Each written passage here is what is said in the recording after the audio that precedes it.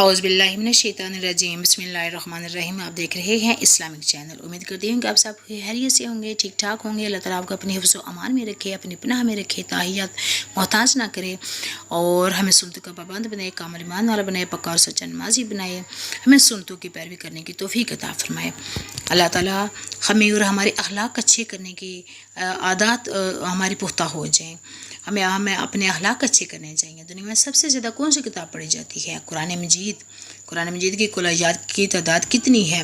قرآن مجید کی کل آیات کی تعداد 6666 ہے، لیکن حضرت عباس رضی اللہ تعالیٰ عنہ کی روایت کے مطابق آیات کی تعداد 6016 ہے۔ قرآن مجید کے حروف کی کل تعداد کتنی ہے؟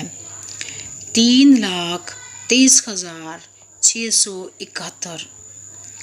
قرآن مجید کتنے حصوں میں تقسیم ہے؟ قرآن مجید 30 حصوں میں۔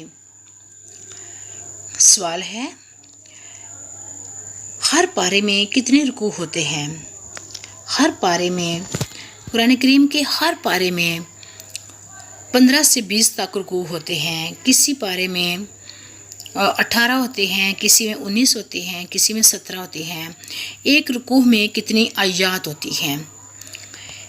ایک رکوع میں تقریباً کم و بیش 10 آیات ہوتی ہیں۔ اگر آپ کا ویڈیو پسند آئے تو سبسکرائب کریں۔ السلام علیکم۔